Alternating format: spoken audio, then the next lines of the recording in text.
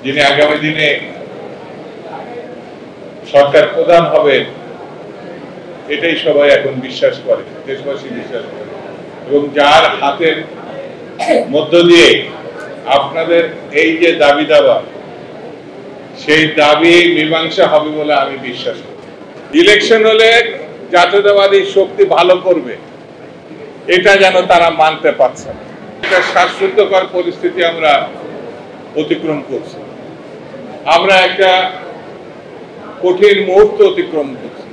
৭১-এর মুক্তিযুদ্ধের সময় যারা বাংলাদেশ চায় নাই, যারা গণহত্যা চালিয়েছিল মুক্তিযুদ্ধ এবং শহীদ জিয়া রহমানের সৈনিকদের উপরে, তারা এবং ২৪-এ আওয়ামী লীগ যে গণহত্যা চালিয়েছিল ৫০ বছর আগে আর ৫০ বছর পরে, এই দুই গণহত্যাকারী যেন কোথায় যেন একটু মিলার চেষ্টা করছে, বাতাসে ছড়িয়ে বেড়াচ্ছে, নানানভাবে তারা এক হচ্ছে। এবং এক হওয়া মানে গণহত্যাকারীরা তো অশুভ সৈনিক, অশুভ শক্তি। এই অশুভ শক্তি একজন অপ্রকাশে আছে, একজন প্রকাশ্যে আছে। ইলেকশন হলে জাতীয়তাবাদী শক্তি ভালো করবে এটা যেন তারা মানতে পারছে না।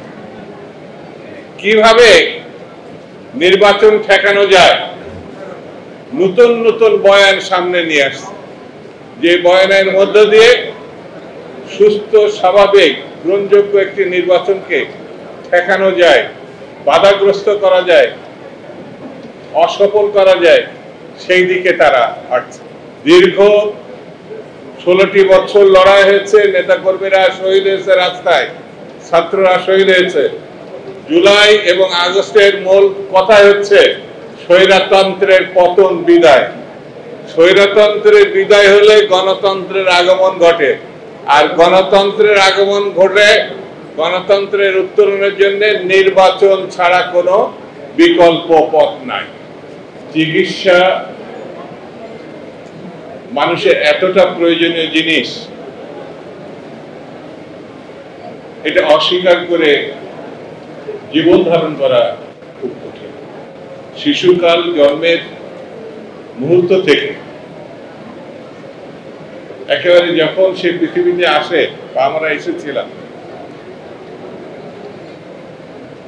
এই ক্ষেত্রে গ্রামীণ জনপদের দায়মানদের একটা ভূমিকা আছে, নার্সদের তো অবশ্যই আছে, ডাক্তারদেরও আছে। আগামী দিন যদি আল্লাহ পাক